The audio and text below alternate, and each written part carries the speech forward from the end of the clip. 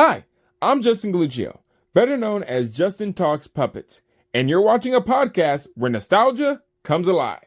It's Jake's Happy Nostalgia Show. Roll it! Welcome to Jake's Happy Nostalgia Show, where nostalgia comes alive.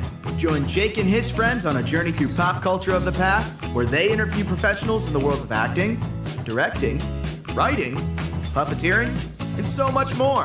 Who will they be chatting with today? Find out in this Jake's Happy Nostalgia Show episode. Hello, everyone. Welcome to this wonderful episode of Jake's Happy Nostalgia Show, the podcast where nostalgia comes alive. Happy here with us. Thank you for joining. As always, I'm your host, Jake Sutphen. With me today, as always, you all know everyone, our co-host, Chris Bixby. How's it going? Doing great. Hi, everyone. How are you, Jake? Doing great as always. Thank you for asking. Yes, and we have a guest co-host joining us for this, Justin Galuccio from Justin Talks Puppets. He's done a lot of wonderful YouTube videos about, where, puppets are from certain shows, done a lot of wonderful things. Justin, how are you? Doing great, man. It's a pleasure and an honor to be here. So thank you guys so much for having me. Yeah, Yes, of course, absolutely. Justin. Yeah. Pleasure to have you here for this great chat, Justin. Means a lot, buddy. Yes. So in this episode, one of our first ever guests makes their return to the podcast. That's right, we're talking about our guest from episode 5, Jeff Sutphen, the host of Nickelodeon's BrainSurge, among other shows as well. Now, why did we have Jeff come back to the pod, you may ask? Well, premiering all the way back on September 28th, 2009. This year marks the 15th anniversary of BrainSurge. So what better way to end off another wonderful year of interviews than to bring back one of our earliest guests and definitely one of our favorites. So without further ado, here's your guest, Jeff Sutphen. Yes. See you then.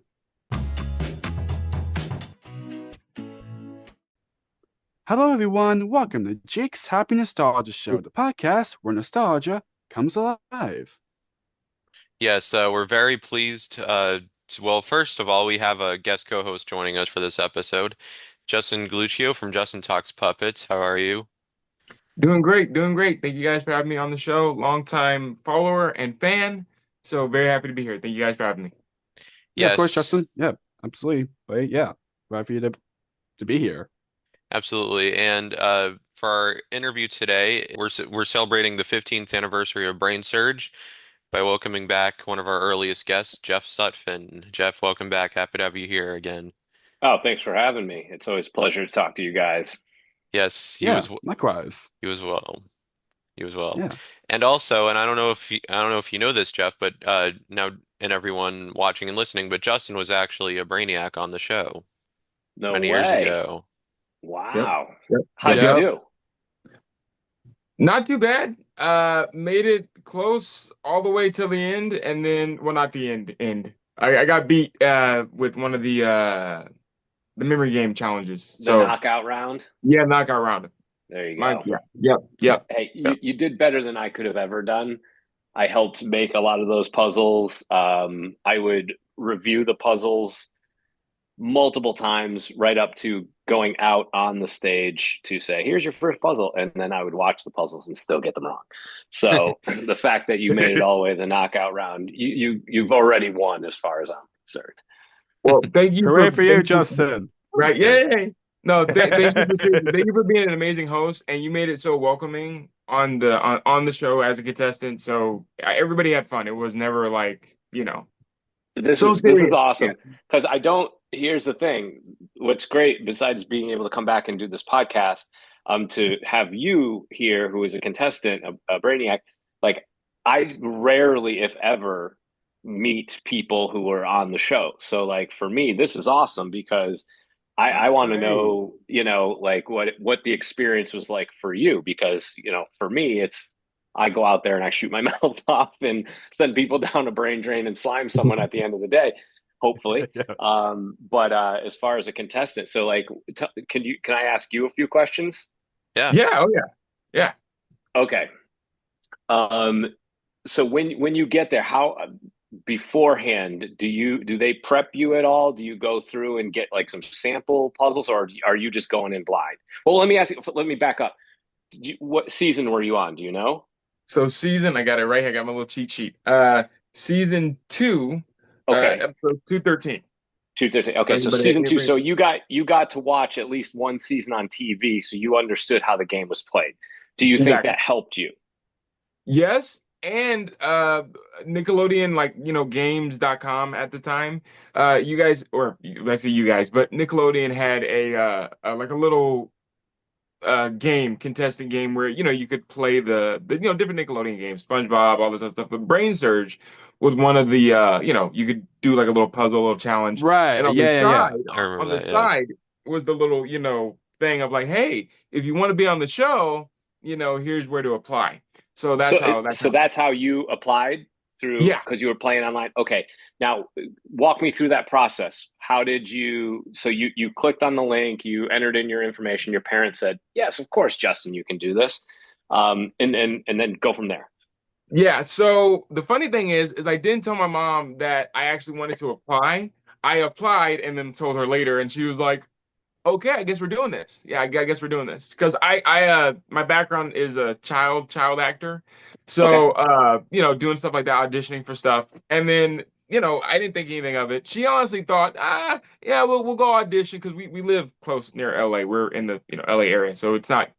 I know some kids had to fly right, out for the right. audition. So, yeah, anyway, so we did that. We went to, see another cheat sheet. We went to Awesome, uh awesome. Hollywood Center Studios, Okay, if it's still called that at the time. And we Yeah. auditioned. We just now call that Sunset Las Palmas There Studios. you So go. those who are not There you Renaissance. go. Yeah. confused. Yeah, they Yeah. changed it. You Yeah. think, you think I would know that by living here, but I don't know. I don't Yeah. know. It's gonna change every few years. Right? So I did Yeah. that. Auditioned in a big room with several other kids. That was my first time auditioning like that because usually or for Sure. those that don't know, with an audition process, you kind of go in sometimes with a group, sometimes not.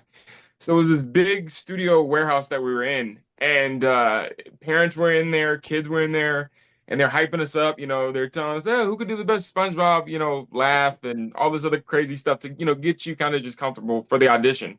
And then you go up and then you audition, and then everybody's kind of staring at you, but they're asking you fun questions like, "What's your favorite movie? What's your favorite Nickelodeon show? Why do you think you'd be good on Brain Surge? Would you win? So a bunch of fun stuff like that. And there's like about, I want to say 100 or more kids that were in the studio warehouse room. Right. Uh, to Mhm. make it a little more, add a little more pressure to you. But no, it was fun. It was a fun audition.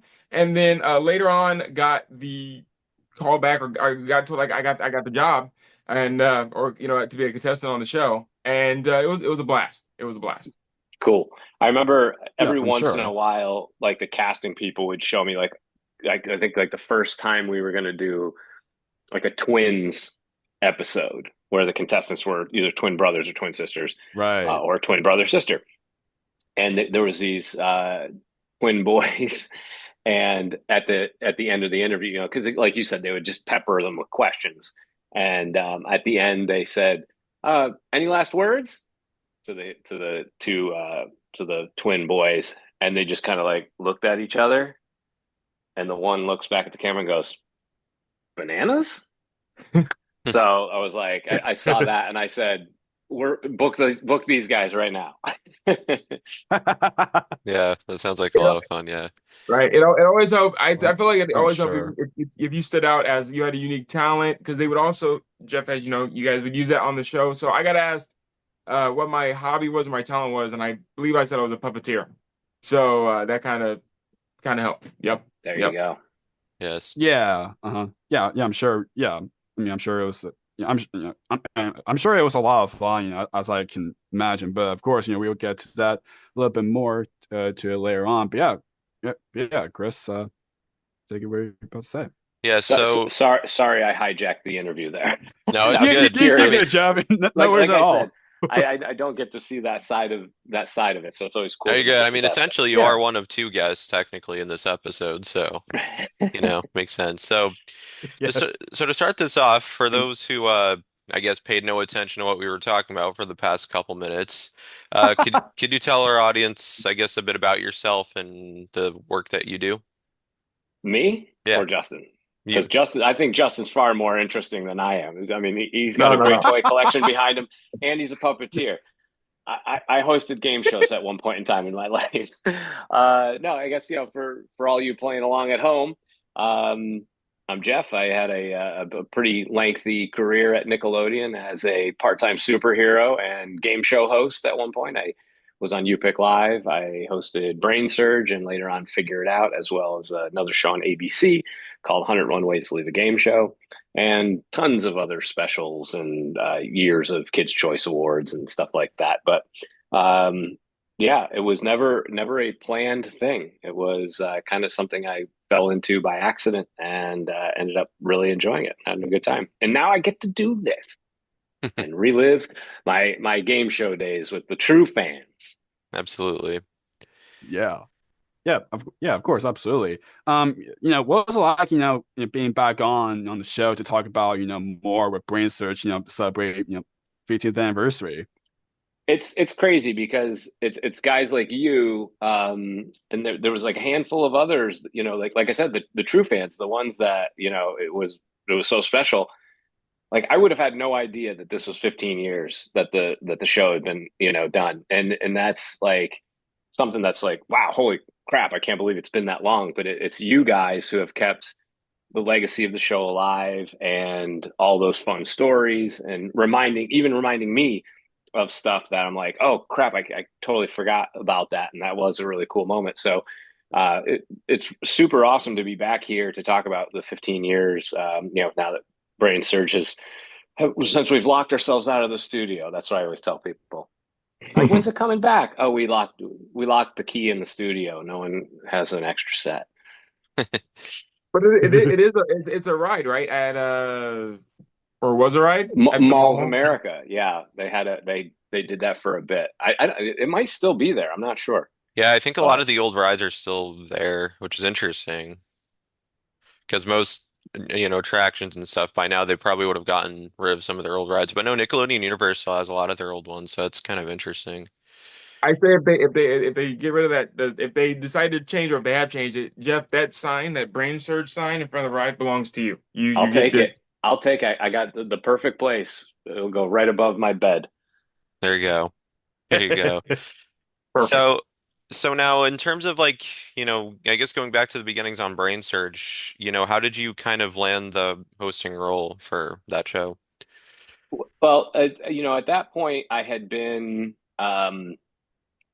doing a lot of Nickelodeon stuff Right. um, for the years prior. I think for about 7 years prior, we had done You Pick Live for a bunch of years, and then at that point, You Pick Live was done. But I had moved out to LA, and I was under contract for Nickelodeon for a while, and then I was done with that contract, but I was still doing small little bits and pieces here and there. I might have even been a producer on some of their other shows and stuff like that. So I was still very much in the Nickelodeon family. I just was not a full-time employee or a staff employee.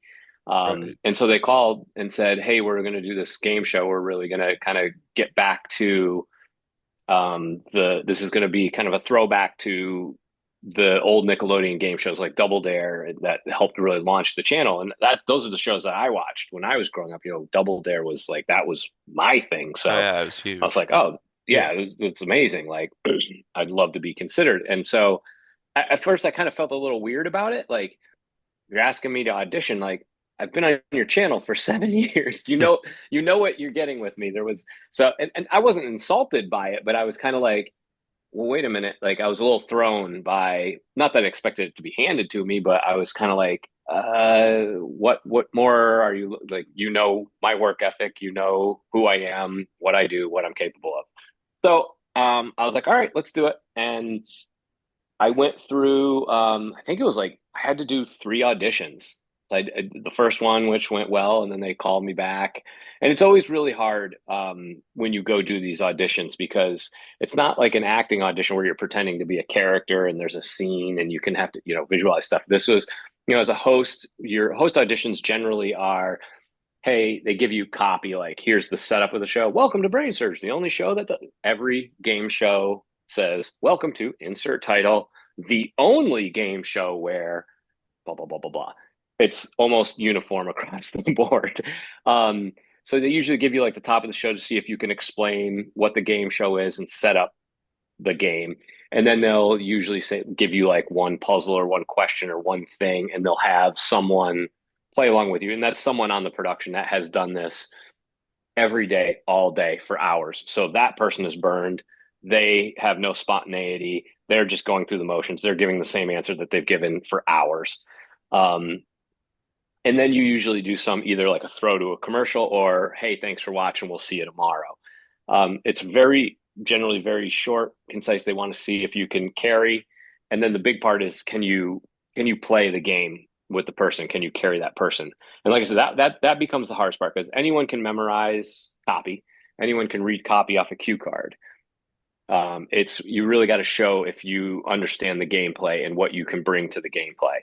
And then when you're playing it with that person, my approach to those auditions was always, I want to do something that can make that person that I have to do it with, who's bored out of their mind, if I can make that person laugh, I've done my job. And so that was always like, I wanted to try and figure out like, what's the one thing what was the one curveball I could throw in there? The other thing, and I've never talked about this with anybody, I used to be awful at auditions, and not that I'm the best now, but what I had to, going into an audition, especially for a game show, and standing in front of a camera, and there's maybe only 2 or 3 people in the room, to what it's really like on a game show when you run out into a studio with flashing lights, CO2 going off, 250 people screaming. Like, you can't match that energy. It is, if you can't get excited for that, don't be a game show host. Exactly. And Yeah. so like to Right. try it, that was always my big thing. It's like, how do I, like, I'm terrible at auditions. Like, how do I capture that feeling when it's me standing in a room with 2 people and a camera? Yeah, exactly. And that was something that like I had to really fight with myself and figure out, okay, how do you do that? How do you deliver that? And once I realized, screw it, throw it all up on the wall, put it all out there, like come in guns blazing and be like, yeah. And when I could come in with that energy, and then the other key for me was to not host like I'm talking to the camera. I pretended the camera was one of you guys. I pretended the camera's a person. So when I could convince myself, like, oh, don't talk to the camera, talk to it like it's a person. I'm explaining the game to you, not, hey, here's how the game is played. I'd be like, hey, bud, here's how the game is played. Like I'm talking one on one. When I made that change is when I got better at auditions. So for Brain Surge, that was a big part of that, is tricking myself to go, all right, if I can get past that first one, it'll be good. And then the second audition, the second 2 or 3, I can't remember. But the second one, now you're in front of more people. And so there's a little, and the fact that you got past that, once I got past that, my guard was down a little, because I was like, okay, they see something they like. Now I can go in and not worry about the nitty gritty. Now I want to show my personality. Right. And I want to show them, if you hire me, this is what it's like to work with me. And again, I had an advantage because I'd worked with them for 7 years at that point. So they knew, hey, he works hard. He's in early. He's the last to leave. He's gonna invest himself. And then the third, so now you get down to the final, I think it was 5. I was one of 5. And at this is where it gets tricky, because at this point, you don't have the job yet, but they put a deal in front of you. And you have to negotiate the deal before you have the job. So you have 0 leverage. You can't say, well, you need to pay me this amount, because they go, we don't have to. We got 4 other people we're looking at. And so you have to negotiate essentially like I want to get as good of a deal as I can, but at the same time, if I push it too far, they're going to say, thanks, see you later. So it's a really tricky situation. And that's where it gets kind of like, I hate negotiating. I hate contracts. It's just like, can we all just be fair about this and be fun? Like, I want to host your game show. You want me to host your game show. Let's get a pizza and figure it all out.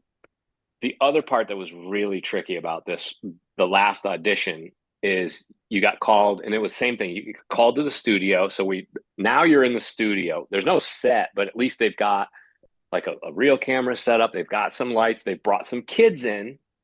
So you're not just playing with like some adult who's done this all day. They brought in kids because they want to see if you can play with the kids.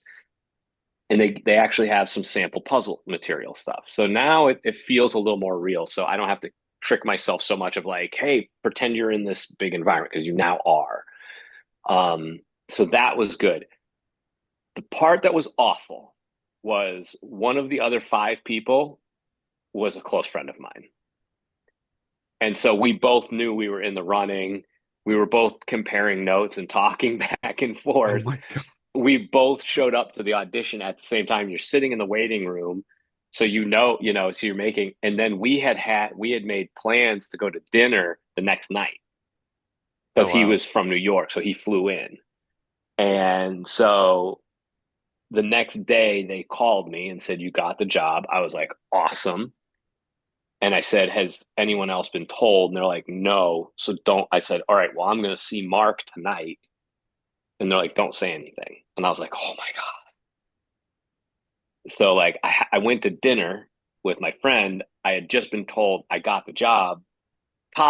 Number one topic of conversation at dinner before we order anything is, have you heard anything? And I'm like, and he goes, you did. And I'm like, I'm not supposed to say anything. I'm like, I got the job.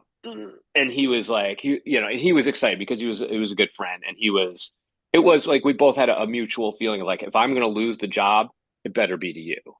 And he Mhm. felt the same way. So it was like, he was obviously, he said, he's like, I'm disappointed. I am. Of course, I wanted it. But, if like, I'm glad it's going to you and not one of the others. So that, like I said, it was good. It was a lengthy process, but worth it in the end because it was just such an amazing show to be a host of. Absolutely, yes. Yeah. Yeah, absolutely. So this is gonna be kind of like an interesting uh question for me to ask you this, Jeff. But of course, as I'm sure who are you know who's so knowledge with brain surge, big brain surge fans, you probably might know what I'm going for, what I'm about to ask. But of course, originally Jay Boogie got to host, but only just for the pilot.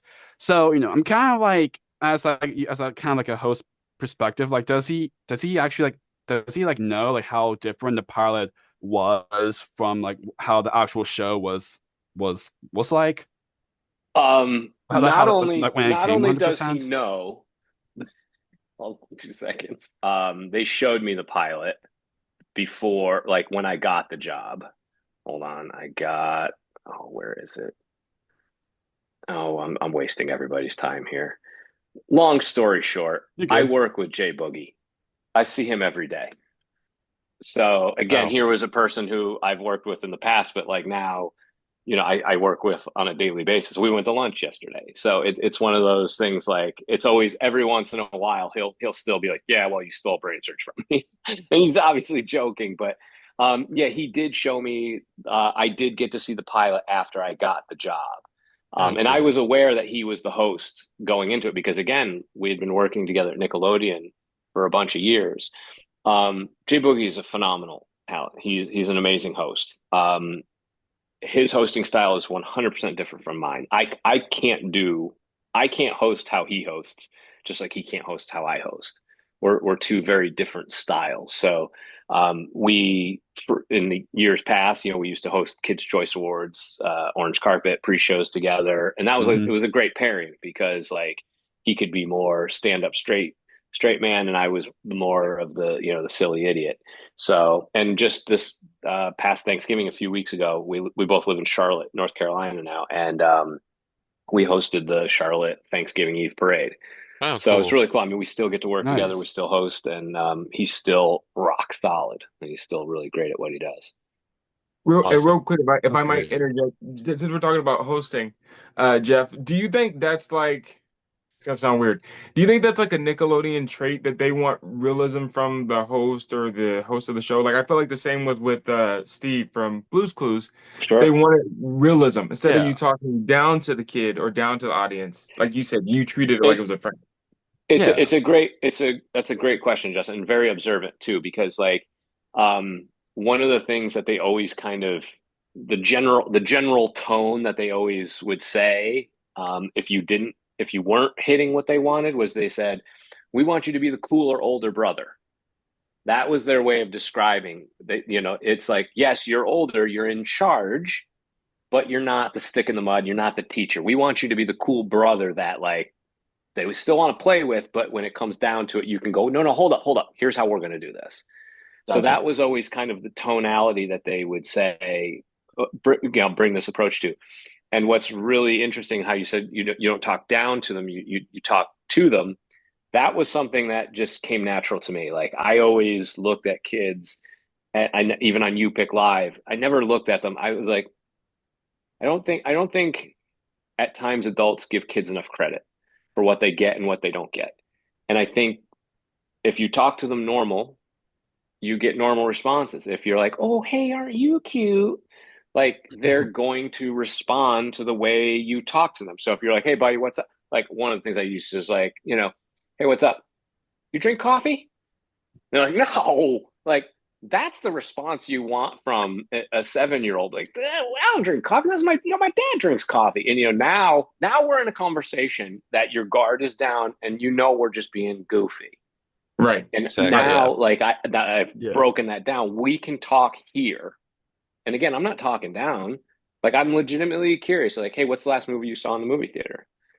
And they're like, oh, I went and saw, was it good? Who is, and now like we can have these conversations. When I got 101 Ways to Leave a Game Show, I asked the people who hired me, I said, hey, why did you pick me out of it? You could have had anybody for this show. Why me? And they said, at that point, all the ABC execs and the production company executives had kids who were watching BrainSurge. So they sat in the room and watched me as their kids watched. And Oh, they that's said, Oh wonderful. my they goodness, that's said, we wonderful. Cool. like the way, to your exact words, we like the way you talk to people and not down to people. And Yeah, that was what got me the job. Oh, that's And wow. That's that's wonderful. yeah, awesome. and Awesome. that's again, that was something that for me, that was a principle of my own that I felt I didn't need to be taught. That was just something that was very natural to me. So Gotcha. Cool. great question. That's That's awesome. So, wonderful. so now with the pilot, I guess this isn't something a lot of people, I guess, know about. But I read that the pilot was remade to an episode of the show with the same kids from the pilot. Do you know about that at all, or what happened I with that? don't know if they use the same kids. My guess is maybe they brought those kids back, and I don't know for sure. I've never heard that. But what we did do is there is an episode that was never seen because when we shot the very first episode of Brain Surge, the what Justin was eliminated in the knockout round, not to rub it in. Before it was just the knockout round like that, it was we had built this huge console with all these buttons on it, and the two kids would go in the main the huge big brain screen that I used to be in, the brain center screen, Yeah. Hmm. Yes. had all of the images up there, and the kids would walk up and press buttons that would flip the numbers they wanted. Wow. And so we shot an episode like that, and we had this huge, big. It looked like a console and like a spaceship, big, huge thing. So they had to like go up and and press, and you shot from behind. And Yeah. when we shot it, we realized we never see the kids' faces because their backs are. We always saw the screen and the kids' back as they went up and pressed whatever buttons they want. And they realized it took too long. Versus if we just sit them in chairs and go, "What number, Justin? What number do you want?" I'll take 3 and 4. It's like click, click. It's a match versus this long drawn out. He walks up, taps that button, stands back, goes over and taps another one. So we actually shot an entire episode like that never aired. Did they bring those kids back for another episode? Possibly. I'm not sure. Maybe. Yeah. Yeah, I Interesting. mean, I mean that's like a while ago, so Yeah. So you 15 play, years to be precise, as you Yes. as you've reminded me.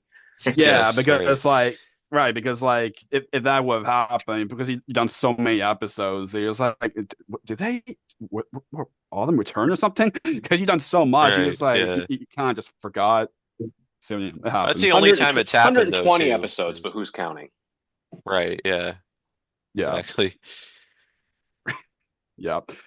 So this could be a fun one to ask because there are episodes of Brain Search where there's so many like episodes where the celebrities got to be in. Like for example, like Nick stars from different shows of Nickelodeon and WWE wrestlers, and then and some of them has celebrity co-hosts. That's what's it like you know doing those type of episodes where those Nickelodeon stars got to you know do an episode of Brain Surge. The Nick Stars was always fun because, again, having worked at Nickelodeon for so many years, I was around them, like whether it was Kids' Choice Awards or as a producer of content. Like I would usually be at their sets shooting like behind the scenes stuff. So they knew who I was and I knew who they were. So that was always, again, there was an instant friendly connection, which it makes for a much better environment because everyone, again, feels like, hey, we're just here having a good time. Some of the celebrities, like the WWE superstars, is always fun um, because they're just super intense and you never Yeah. know what you're going to get. There's a little bit of fear involved in that, but at the same time, my approach was always my playground, my rules. And then there was like in the final season when we were doing Family BrainSurge, and those, some of those celebrity episodes were a little strange because like some of the parents, like Anthony Anderson, he would come like with his kid going like, I know what this is all about. I might not know the show, I might not know it, but like I know I'm here to have a good time with my son. And he was great. But then you had some parents, some of the celebrity parents that were like a little unsure of it and didn't want to be made to look silly. And so you were kind of like, how do you don't want to call them out on it because you to be appreciative that they're there, but at the same time, Right. if they're playing it all right here, it's just kind of like, meh. So you do your best, but you know, the celebrity co-hosts like Tom Kenny, always one of my favorites. I Yeah. mean, Tom Love Kenny that Yes. is episode. Yes, me too. is I've seen that Such a episode great so many episode. times. It's a lot of fun. okay. Next So time you wonderful. watch that episode, there's one little thing that happens, and I can't remember exactly. It was my friend Tim who worked on the show, who I work with every day now too. This is one of the things he loves. It's his favorite Tom Kenny story. It's I think it was at the end when he's getting slimed.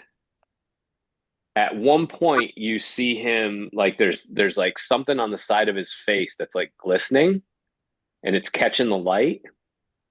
And all in one move, he grabbed it. It was his contact. It got knocked out of his eye, Oh wow. and instead of being like, "Hold on, stop for a second," all still within while he was talking or whatever, he reaches up, discreetly grabs it, and puts it in his pocket. Oh wow. So Interesting. it's like, I mean, my favorite moment with Tom Kenny on that was he at the end he got slimed, and as we were walking out and we were going back to the dressing rooms and stuff, he's soaked in slime and everything. He goes, "Oh man, I wish someone would have told me that I was going to potentially get slimed." And I was like, "No one told you?" And he goes, "No." He's like, "I would have brought a change of clothes." And then he says that's the first time he was ever slimed. So I felt awesome that like the first time that Wow. the voice of SpongeBob was ever slimed was on my watch, which After is so just many years awesome. that SpongeBob had already been on the air. Yeah, Right. yeah. Yeah. So Right. I Like love I really, love really, finally? Yeah. yeah, yeah. So I love the fact that like I was part of that. And then he goes, I'm like, well, here, we'll take you over to the wardrobe department. I'm sure they have some clothes that they can give you. And so we give him some sweatpants. I'm like, here, why don't you get one of these shirts over here too? And he goes, oh no, this is fine. There's only a little on here. It's just my pants. So he goes and changes, and I'm walking him out to his car. And I'm like, hey, Tom, thanks so much for coming by. I'd done so much work with him. He's just probably the coolest guy in the world. I mean, he is honestly just the best person in the world. I was like, thank you so That's much for coming amazing. and doing the show. It was awesome. He's like, oh no, my pleasure. It's like good seeing you, Jeff. And as he's getting into his car, he goes, oh wait, he's wearing like just like some $2 pair of sweatpants from Target that we got. And he goes, who should I get these sweatpants back to? I'm like, you can keep the sweatpants, Tom. It's gonna be fine. Oh wow. That's great. I mean, there's so many like, with Nick stars, like Victorious and Carly and Big Oh Time yeah. Rush, Nick Brothers Band, there's so many. And if you get into, not just me them, in general, do them, but I'm sure that all of them they have like a fun time doing it. It's not like where they forced to do it. Hey, can you do this? Be part of the game show or something. But they generally to have fun doing it, which is Yeah, so yeah. great It about was good too, because like I remember that was the first time I met Matt Bennett, who's on Victorious. Yeah. it. And that Yeah. was and it was funny because like he had made it to the knockout round. And so while they were changing the set over, he was sitting in one of the hand seats and I was just, chatting with him like, oh, blah blah. He's, talking about how he ended up on Nickelodeon, his audition process and all this stuff. And all of a sudden I saw the look come over his face. And he goes, oh my gosh, you're Pick Boy from You Pick Live. Like when he made that connection, because I mean, so again, it was like one of those things of like you said, they all had a great time. They were all that perfect age too, because like Oh they yeah. were that the age of like besides being great on Nickelodeon, being great in their own right, they were at an age where like this is fun. Like their day at work was come play, come play this game. So it was that perfect mixture of them being in their element, but also being at an age where, hey, we can still play this and have a good time. Absolutely. And I know when we spoke to you Yeah. before, you said that in particular you also really loved working with Jerry Trainer. Yeah. Jerry, I haven't talked to him in some time. Every once in a while, we'll shoot a text back and forth. But Jerry I always I felt personally like I had a very unique kinship with him because we're both the same age. And I kind of was like, I can't think of another industry where people of our age are coworkers are kids. And I felt that was a very unique, normally, with coworkers like, oh, hey, you want to go to lunch? Sure. You driving or I'm driving? It's like, no, like, so that was why I always felt like when we would get together and have lunch or something like that, it was like kind of a share war stories and, go, oh yeah, it's relatable. There wasn't too many people that I felt like you could have that conversation with. Right. Of Right. course. So after the first two seasons, Brain Surge became Family Brain Surge because they had Hmm. already done episodes before that with, families. So can you kind of talk about that transition of kind of turning those like episodes into, I guess, the format of the last Sure. season?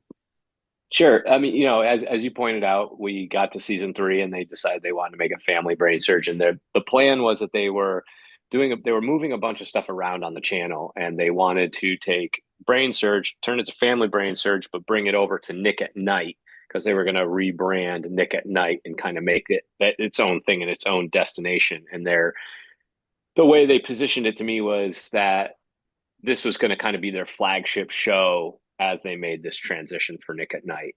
Um, if I'm being completely honest, I feel like I can be with you guys.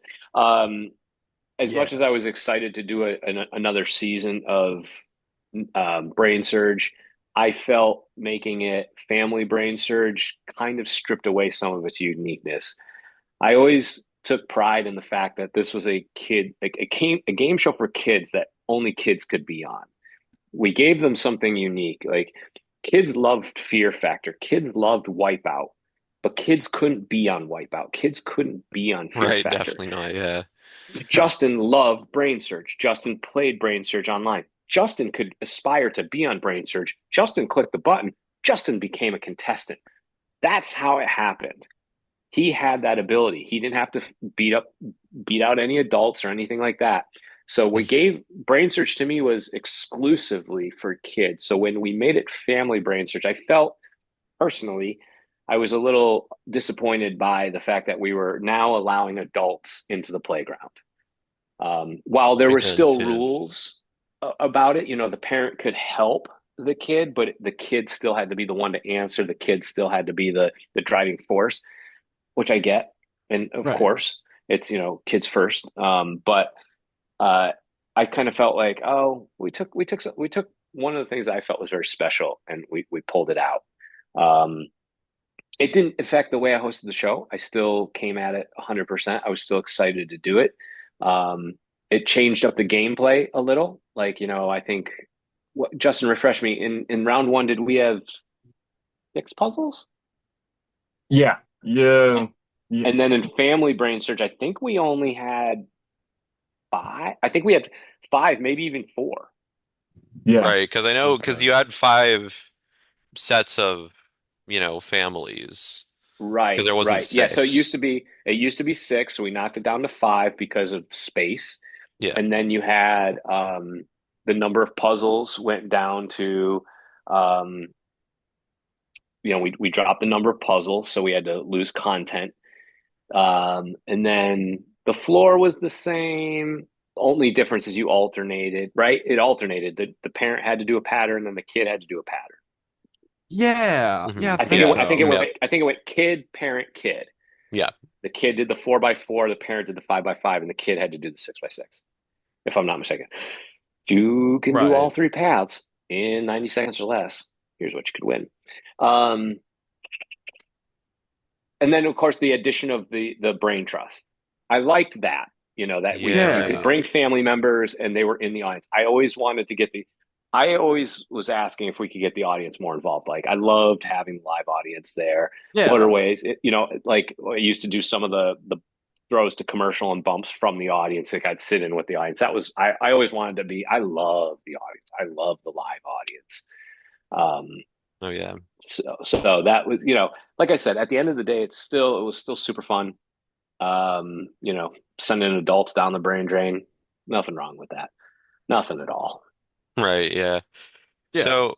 So now with, it's interesting with Family Brain Surge because one of the things that was in the first two seasons that was kind of cut was kind of like the interview uh portion where you would, ask the Brainiacs like about their talents that you mentioned like in the opening.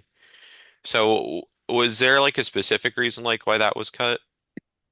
We just ended up because, like I said, we had to drop a puzzle with more people. It ended up taking up more time, and I could be wrong with this too. Don't quote me on this, but you will Right. because I'm on the record.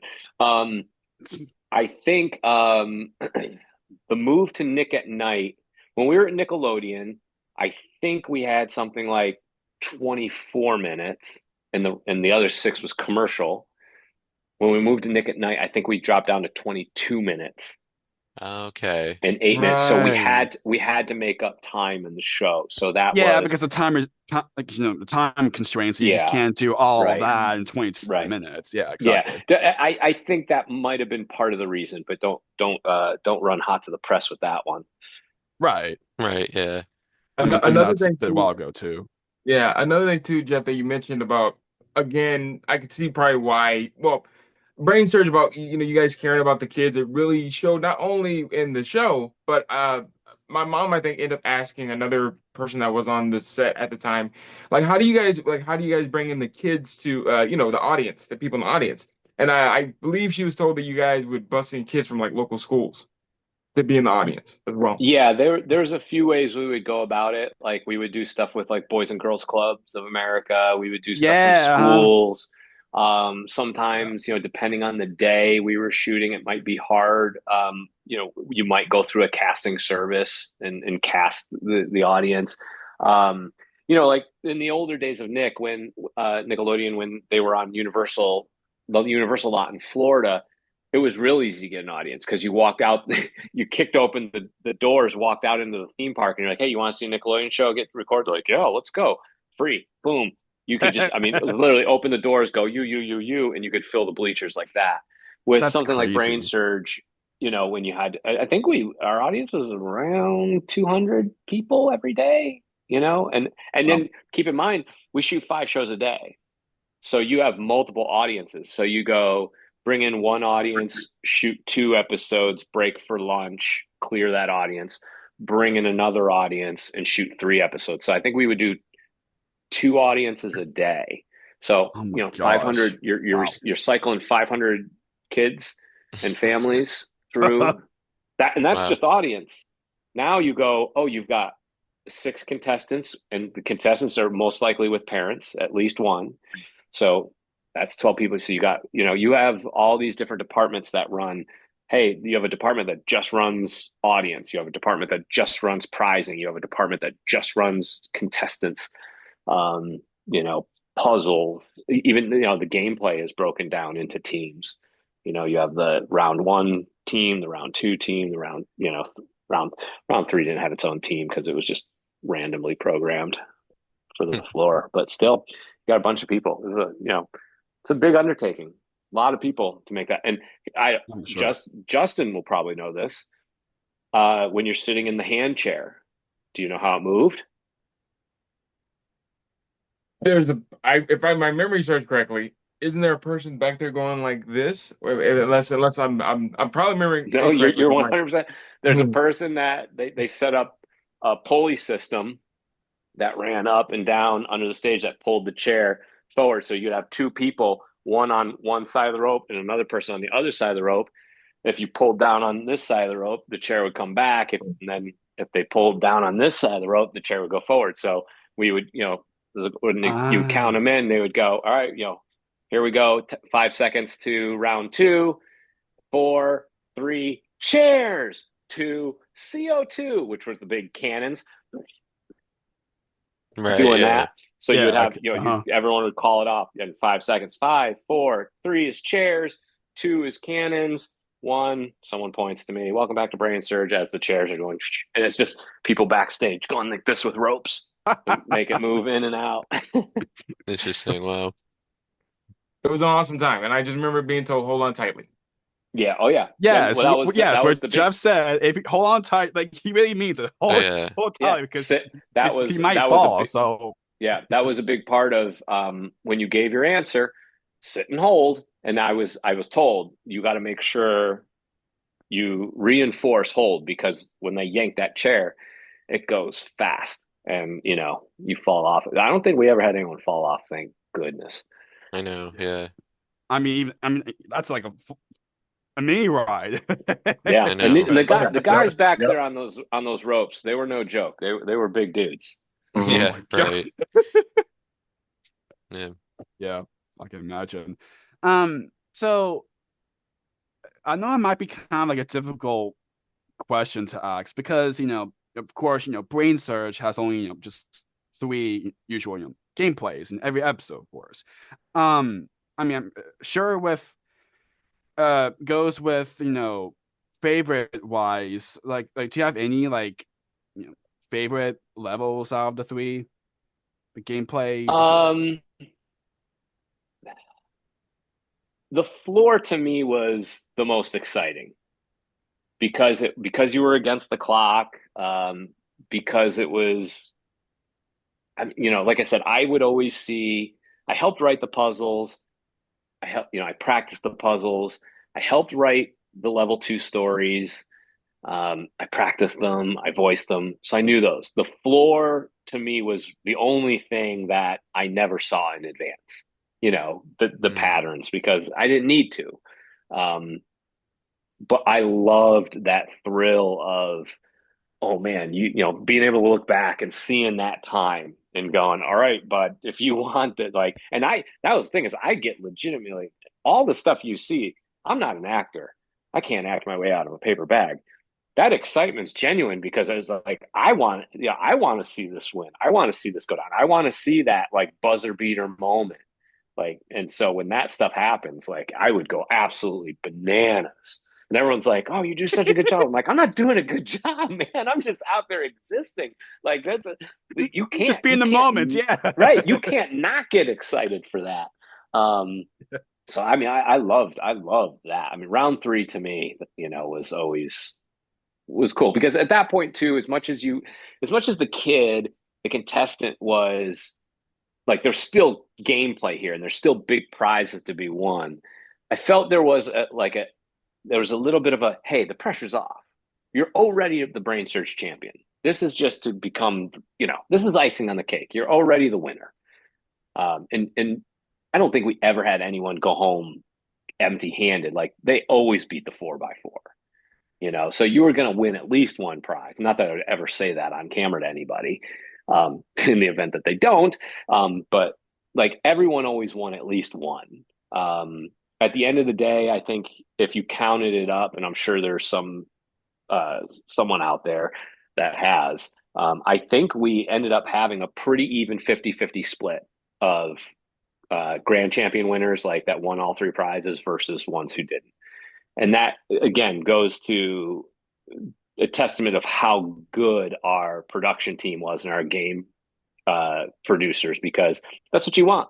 You don't want everyone winning all the time, or it gets boring. Yeah. You want to see that roller coaster ride of like, are they going to do it? Aren't they? So it's like, there was one day, like I said, we record 5 episodes a day. There was one day we had 5 winners in a row. Like, Wow. that's insanity. Crazy. That is insanity. And I'll tell you what else it is. It's 5 showers for me. And Right, that's because a you get slime too. Yeah. So like, I would be no. just, I mean, my skin would get so dry, and like, oh gosh, it was like awesome to be part of. And then there'd be days where I was like, man, no one won today. So again, it all balanced out. But I mean, at the end of the day, I mean, I always appreciate hearing from you guys, fans like you, who's like, oh, this was such a great part of my childhood. It's such a fun thing, because that just, it reassures me that, hey, I was having fun, and I'm glad that me having fun showed enough that you guys were able to enjoy it and have fun. That's Yeah. awesome. Yeah, of course. Yeah. I mean, like, it's not like we're every contestant, like, even just only, even if there's some of them, they only have like only just one prize. Whoever gets to that, level 3, even they really have a good time beyond there, no matter what. If they only get one prize, or all 3 of them, Yeah. Yeah. or that they just eliminate from the first round and go down the brain drain. They still have fun even doing that. Yeah. Exactly. I think you, and Justin, correct me if I'm wrong, like, you got through the knockout round, but you still went home with like some prizes, right? Like, what wasn't there, Yeah, like a yeah. bucket of Oh yeah. slime and some Yeah, gift I got cards or something like that? slime and Exactly. I think like a wave scooter or something like that. And like you said, that was like the icing for me even. That was like just the icing on the cake, or the cherry on top, because the fun was being on the show. Like, you could not have fun on the show, whether Oh yeah. whatever you were doing. And I think the main thing, even if I almost some people I think wanted to lose, like people like that I was next to, were like, I hope I lose so I get to go down the brain drain part. It's Exactly. like, Yeah. in a I'm normal sure. game show, you don't want that, but that's how much Right. fun it was. You're like, I lose and I win, but I win and I lose in a way, if that Right. makes sense. Right. Yeah. No, it makes perfect sense. I look, at the end of every day, I went down the brain drain. Got to end the day by going down the brain drain. Right? It's Of course. Yeah. why wouldn't you? If you had that in Exactly. your Exactly. Yeah. office, I mean, that, like I said, that day at the office for me was, hey, let's play some games and then let's go down the brain drain. Exactly. Can't beat it. Nothing wrong with that. Can't beat it. Exactly. So, are there like any like funny interesting backstage stories you can share, like behind the scenes stories, I guess? Or Yeah, some, or I can't I guess remember. to make it easier, some that like I guess like stick out maybe. Yeah, I can't remember if I shared this with you guys last time. Did I talk about how my biggest weakness is pronouncing people's names? I think Did I talk you about might that? have. I can't remember. Oh, I'll give the Reader's Digest version. That's hands down to this day still my weak suit is the ability, inability to pronounce people's names correctly. And that was the thing that would kill me, because I was like, oh, the kid being on TV, they want their names, at the very least, they want their names said right. Yeah. So I was always like, I got to get these names right. So I'd come out, hey, welcome to Brain Surge, the only show where you don't need to know anything to win big. Let's meet today's contestants. And I used to have in my back pocket, I had the cards, so I could put them right here and make sure I'm getting them right, because they would cut off me to the contestants. And then I knew when the camera was going to cut back to me, so I would just toss the cards. And there's probably some shots on some episodes you can see me throwing as cards are falling down in the background. Um, so I think it was the end of season 3, Family BrainSurge.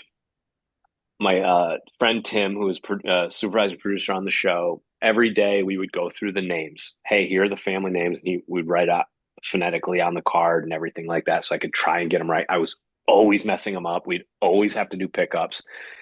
Oh, say this name right, and I'd get it. So, Yeah, um, yeah, where you have to sometimes you kind of have to do like a whole entire introduction just because you did yeah, those mistakes. Yeah. right, right. So I'd go, all right, well, let's make sure we get them right. And so the last episode, so it ended up being the last episode of the entire series. Um, Early on in the day, Tim's like, "Oh, hey, here are the names for the first 2 episodes." I go through those. He's like, "I don't want to give you these. We'll go through these ones after lunch because one of these families might not make it." And I'm like, "Oh yeah, whatever. I can't be bothered with after lunch right now. Like it's just that feels like days away." So we get to the last episode, and he goes, "I'm just about ready to run out on camera." And he comes up behind me. He's like, "Where are your cards? Where are your cards?" I'm like, "They're right here." I pull my backpack. And he pulls out of his binder another card. And he goes, "That family dropped out. They got stuck in traffic. Here's the new family." And he puts it in. He tries to put it back in my pocket. I'm like, "No, no, I gotta see." And I'm like, "Let me see," because they're literally counting me in, like 4. And I'm like, "There's no way I'm gonna go out there and not know who, like, what I have to say. I can't do that." Oh my So gosh. I'm flipping through the cards, like as the lights are flying. I'm backstage. Everyone's, the stage manager's in my face going 5, 4, and Tim's like, "You gotta go, you got." And I'm reading the names on this card are like this long. They're just like 20 letters long. I can't pronounce. I can't make heads or tails of any of the names on this thing. And I'm like, "No, no!" And it's like 4, 3. You hear the announcer, "Now, welcome to the show, your host of Brain Surge, Jeff Sutphen." Oh And the crowd screaming, the CO2 cannons are going off, and I'm standing back. I'm like, "No, please, no! I gotta meet these people. There's no way this is real." And I'm absolutely losing it because I'm like, "There's no way this is real." I am laying backstage on the floor, and the stage manager's going, "Come on." The control room is in my earpiece going, "Jeff, you got to get out there. We can't go into overtime." I've never put anybody into overtime. And he's like, we can't, you got to go." And they're trying to get me to go out there. And finally, like, I'm like, I'm not going. Like, I need to meet this family because there's no way these are real. And it was the last show. They were trying to mess with me. They wanted me to run out there and then stumble through all these names so they could record me mispronouncing everything.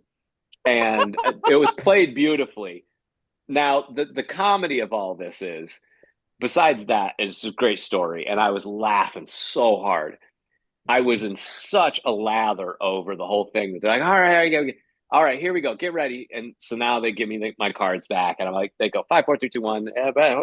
I jump up, boom, I go through, and I nail every kid's name, every family, every kid's name. I mean, crush it. Probably the first time ever out of all 120 episodes, I nail it. It's last show, I nail it. They're like, they go, "Okay, we got it." I'm like, "Moving on." They go, "We got to do it again.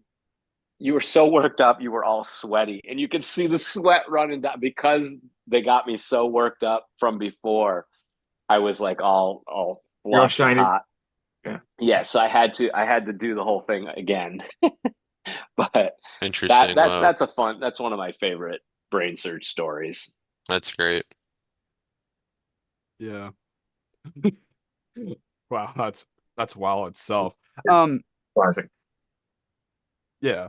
Um, I mean, there might be like some of those moments too, but like, are there like, are there like any like dumb answers or funny moments from any of the Brainiacs? And if so, like, if you do remember, which I'm sure that there must have been did. There I mean, was do you have some of your favorites? I mean, at least like they do remember. not necessarily dumb answers. There were times when And the first time we noticed it happen was on an episode with the WWE superstars.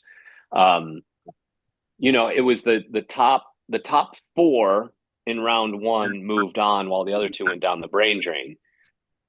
If there was ever a tie for that fourth spot, the tiebreaker was whoever got their correct answers in the quickest was the tiebreaker, Right. which we had to do quite a bit. The first time we did the WWE Superstars was the first time we ran into this, and it happened a few times. We had a tie for the fourth spot, but the tie was zero. Like they all got 0 points. And I was like, well, we can't. And then it was like, well, we're gonna award, hey, they got their answers in the fastest, so they'll move on. I was like, but that doesn't make sense. You're getting awarded for getting the wrong answers in the fastest. Like we can't award that. And so that was when we ended up doing an additional puzzle. So we say, okay, hey, Right. you last three, these three are moving on. You last three are all tied for zero. So whoever gets this one right gets their correct answer and the fastest will move on. So that was the first time we ever had to do a tiebreaker. But yeah, that was a scenario where I was like, I don't think we should award people for being wrong. Right. And another question is this is something I've always thought about, and I don't think we got to talk about this last time we spoke with you, but and I don't think it ever ended up being done, but what was there like a scenario, like an idea of like what would happen if, say, it's the second level and you ask the questions and then they answer all the questions? Was there like The knockout round, if they cleared the board. Yeah, that happened quite a bit. So what Mhm. we would do is, I don't know, did it happen on your episode, Justin? Not that I remember. No, my episode No, was. no, no, because because you like messed up the pattern, and then the other Brainiac won and went to the last. No, because all we would do is if they cleared the knockout round, we would just and it was down usually at that time at that point it's two people.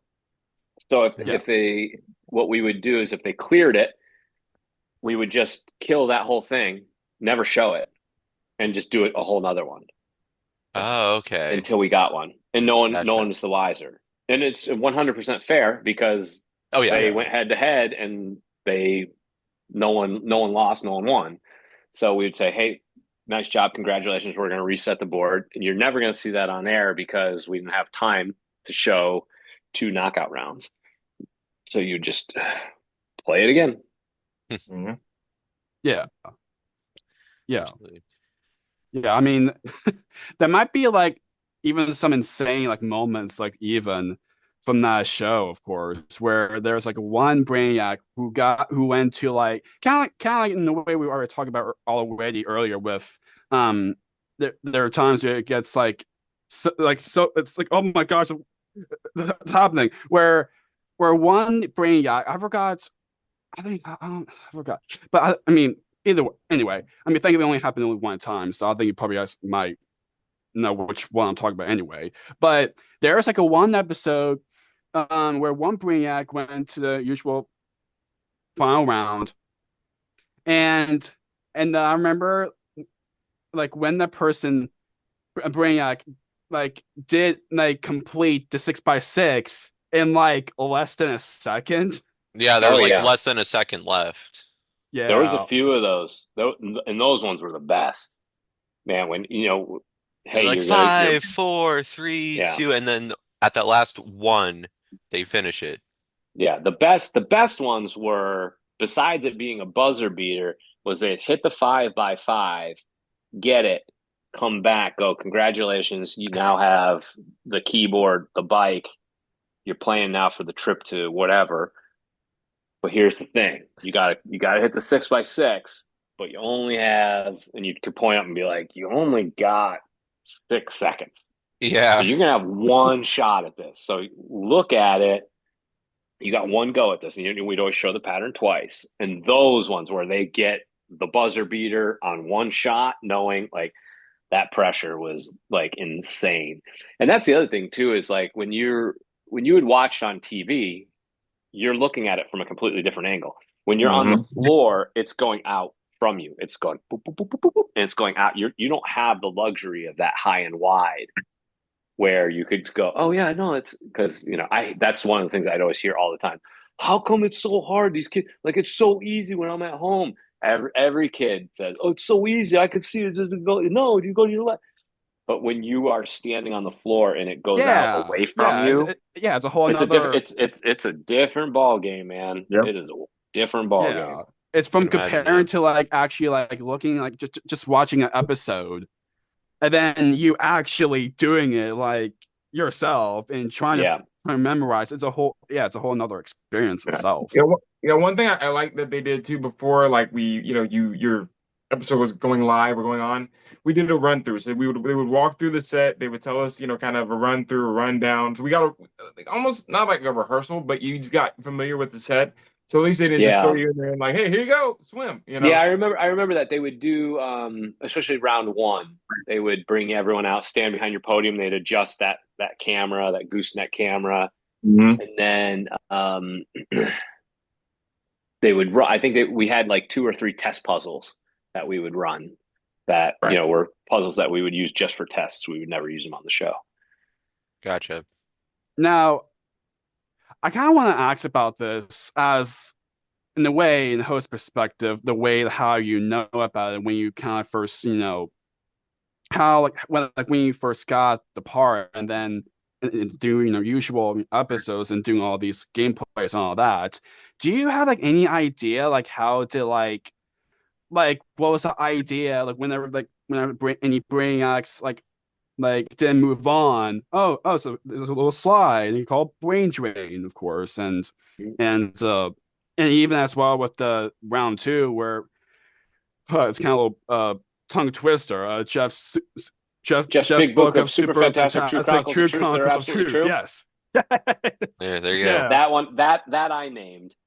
Um, Yeah, I think like some of the stuff that we had already branded, like the brain drain, like that was, I think they'd figured that out before I was Right. To there. But kind of like, have that idea to kind of like yeah, have a Yeah. little fun side when they not going to move on, but still have that fun. Like, yeah, hey, like you're not you're out of the show, but as a fun, genuine way.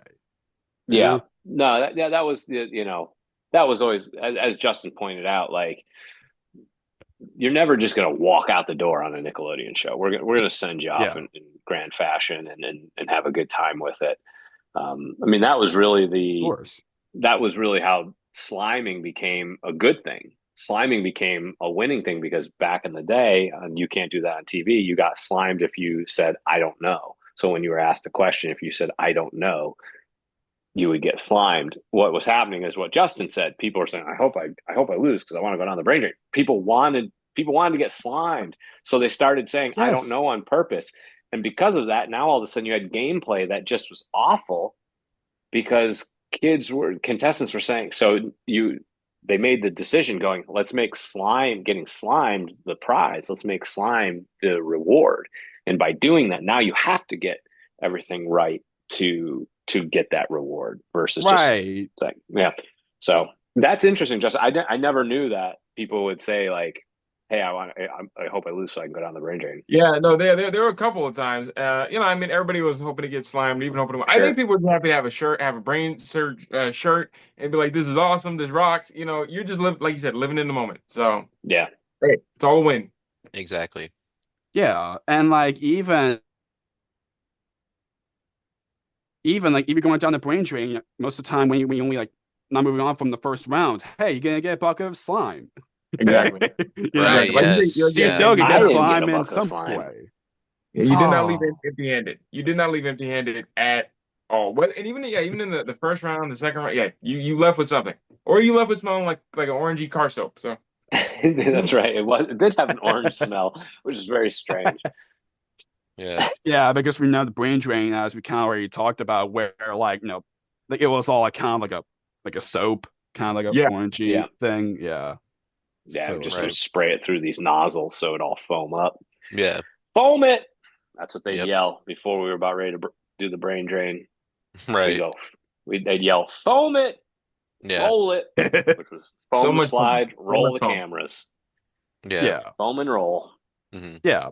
So I know we kind of touch base a little tiny bit from, for you, because where Brain Search got to be filmed in LA, which is back then, which I kind of already touched base on a quick clarification earlier, which as originally is called Hollywood Center Studios. Now is Sunset Las Palmas, as already mentioned earlier.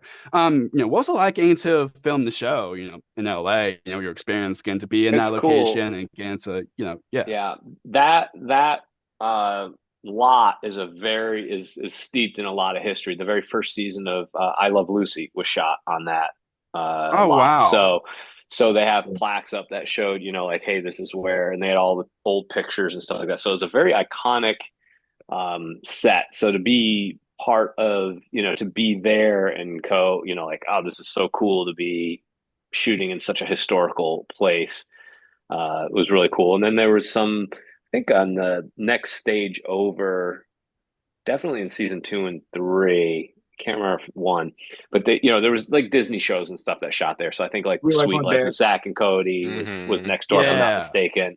So, That's and again, cool. not that I wouldn't have known those guys if I tripped over them, but it was one of those like you knew there was always a lot of activity. I loved being on a lot.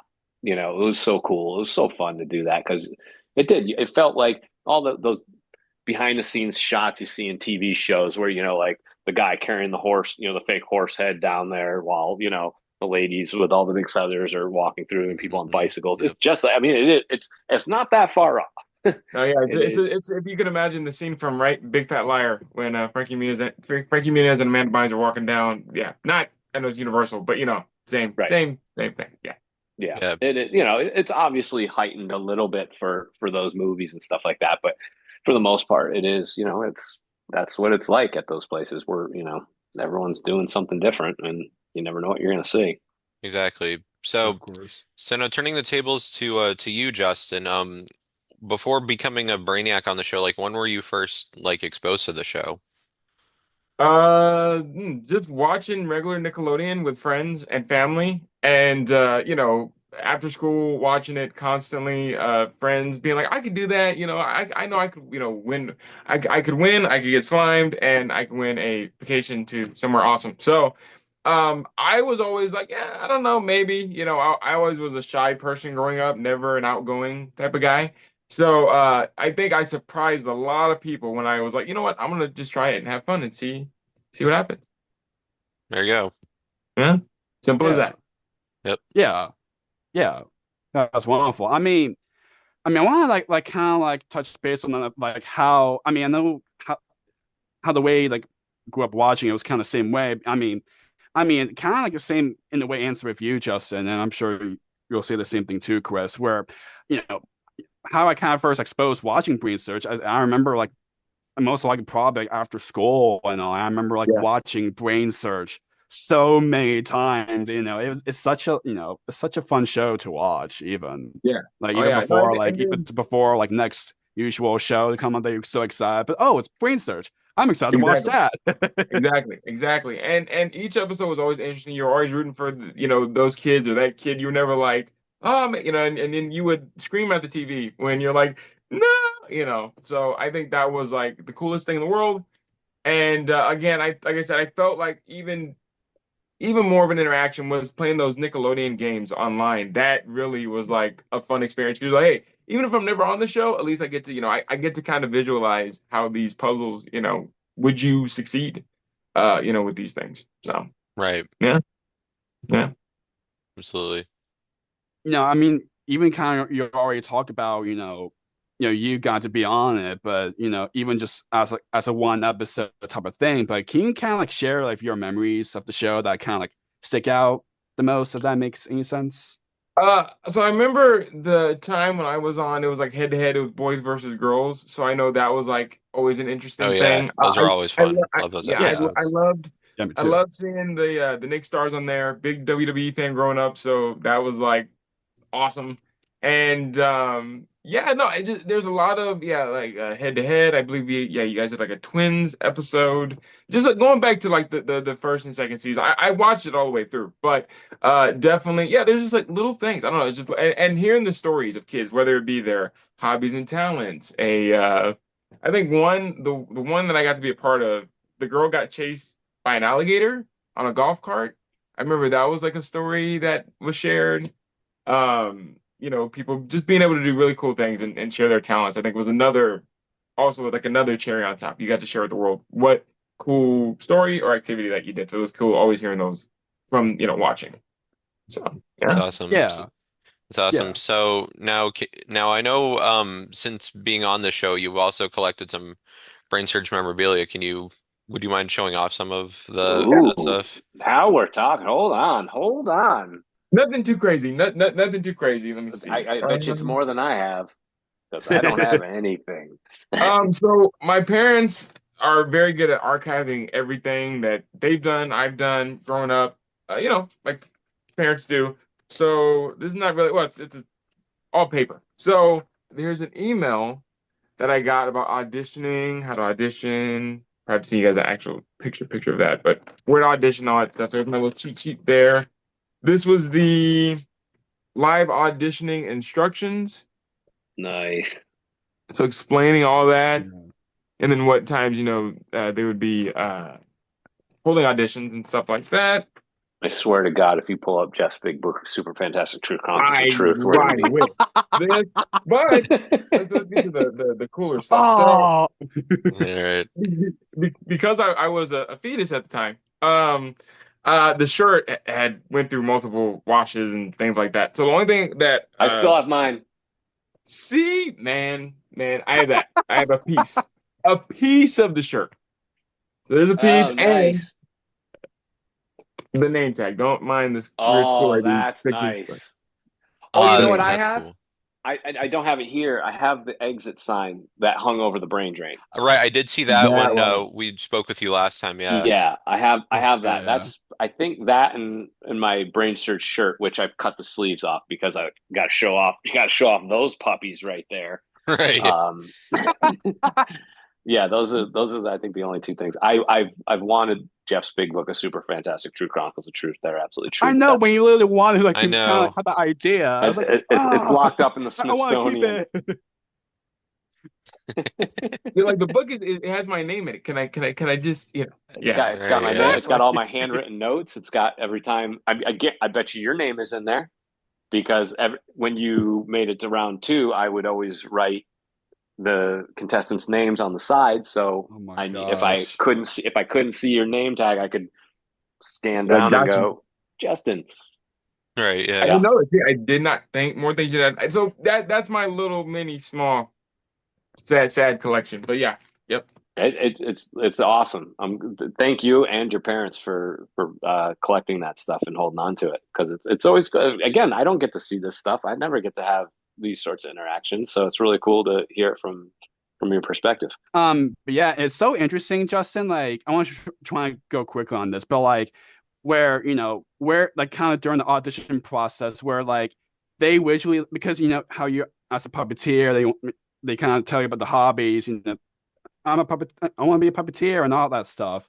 Where they visually ask about having your puppets with you, but you kind of back then you kind of have your like voices instead, which honestly it makes more sense because Yeah. Yeah. That was a hard part. I think if I wanted to do like Kermit the Frog impression, something like that, like like having one of your original characters, and then they wanted to. I remember being backstage and they're like, look, we don't have a puppet, but we can give you like a ventriloquist dummy or something like that. And I'm like, well, I'm not a ventriloquist, more Muppet Right. style. So I think we just settled, but it'd probably be easier just to have you do a voice. And then I did like Ernie the Wizard. I don't know who Ernie the Wizard was. I feel like that was just something made up on the spot. And Yeah. now it's an Well, if embarrassing you wanted moment. to, you But could make him your own character. true. Now, Uh, yeah. Brain Surge birthed Ernie the Wizard, and There you go. the rest is history. Yep. Exactly. Yeah. But yeah, that's how that went. Yeah. Yeah. yeah, of course. Before we can kind of start to wrap things up, I wanted to ask, it's so wild to say, Brain Surge, your first premiere, like, 15 years ago, which was wow itself. But you're like, can you kind of like, tell us, how does it feel that Brain Surge still has a huge following after all these years? For example, like, people from the community, like a fandom of the community from that show, where they want to have their videos, like even just like yours, like for Yeah. example, Justin, where you like tell about how wonderful BrainSurge was and how great it was in that time, and then and like and then there are episodes of BrainSurge out on YouTube and all that stuff, and people still reminiscing that show a lot. Finally, still to this day, you can kind of tell us how does it feel that it still has a huge I outgoing mean, after all these for years. me, it's awesome. I think especially in season one, when you're doing it, you hope that it has an impact. You hope that it becomes a thing. And again, for someone who grew up watching Double Dare, Mark Summers, it was always in the back of my head of like, hey, if this really goes, this you could be that guy for this generation, and not that you ever go, I'm gonna be that guy, but you hope that you can go out and have a successful show that connects. And that was always priority one for me. Like, let's make sure we have fun doing it. And that I believe if you can have fun on camera, it shows. If you can have fun on camera, the viewers at home have fun watching. And I think that was really the success of the show, besides the fact that it was just a really fun show and there was great puzzles, and it was, it was great and fun to play and fun to watch. So I Yeah, of course, never in a million, like the three of us is. yeah, Jake got to go never in a watching million it. years did I think like 15 years later I'd, be able to talk with you guys and say like, hey, and be able to share and hear these stories of how much you guys enjoyed it and how and it was part of your childhood. And that to me is awesome. That's really something that makes me feel good because Yeah, I'm sure. we worked hard on it, and yeah, I had a blast doing it. Yeah, I say right. we worked Yeah, of hard. course. Let's be honest. Like I said, it's a pretty fun job to have. So like working hard, Yeah, it's still hard. Don't get me wrong, but like I'm glad right. that I'm glad that there are, even if it's only three people that say 15 years later. Even I think earlier this year, someone put out another one of these nostalgia things. They put together like a whole brain surge retrospective, and someone Yeah, found the it and whole like sent it to me. history of it. Yeah. Yeah, and there was stuff in there that I didn't even. There was stuff I was like, oh, like I was like, wow, that. And then there was stuff I was like, I don't even know how you knew that. Like that was, I mean, these people. This guy did his research, and got good factual information. It wasn't just stuff that he was making up. I think Right. there's one or two things in there that were a little like I don't know if that was true, um, but yeah, I mean, so like, Happens. again, you see that and go, wow, I that's know. pretty awesome. Yeah. Yeah, and for like having that, like for you, I mean, it was kind of have a little bit of pressure and all that, how to do the whole entire thing as a host of what they tell you, but it, it's still like a joyful job to have, and Absolutely. to us, us who watch you got to grow up watching it, and for us seeing notice how not just the kids and adults from Family Brain Surge or even just the audience, you also have a blast, to do all of that. It's so great, you know. Yeah. Well, thank you guys. I mean, honestly, it's 15 years later to be able to have this conversation with the three of you is awesome. To meet Justin, a former Brainiac, that stuff doesn't happen. Yeah. Like, out in a million. Yeah, okay, I'm 120 I'm I'm episodes. That's glad. such a I'm you're glad we part of got to. you're part of a very unique small group of people that got to be a contestant, and that's such a cool thing. And then keep in mind, out of all those, some of them were Nick stars, some of them are celebrities. So like Right. that unique group got even smaller, and so Yeah. to be able to have this sort of connection, that's awesome. So a huge thanks to Jake and Chris for putting that together and being able to make this connection. And Justin, Yeah, Yeah. Definitely. yeah, awesome yeah, to yeah, meet you. yeah. And I'm glad Definitely. for having to make this happen. Kind of you both kind of reunited together. We're just after all that time back then, and then you get to chat again. I love It's that. a family, oh yeah, family brain surgery reunion, and it's an honor and a pleasure just to be doing this with you guys. Seriously, thank you guys for including me and Jeff. Just yeah, Oh, thank you for thank being you. awesome and Yeah, amazing. yeah. Of Yes. course, Grateful, Justin. so Yes. super Thank grateful. you. Yeah. Well, before we just get to the last question, I want to quickly ask, what are you working on now? Like, can you share anything Ah, you're working on now? Sure.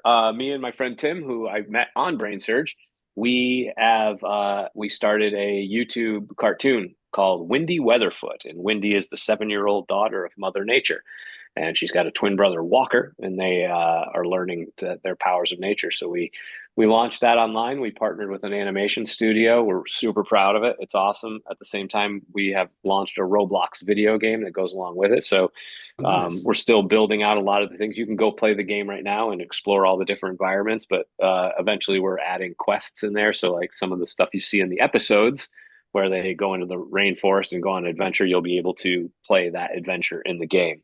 Definitely check it out.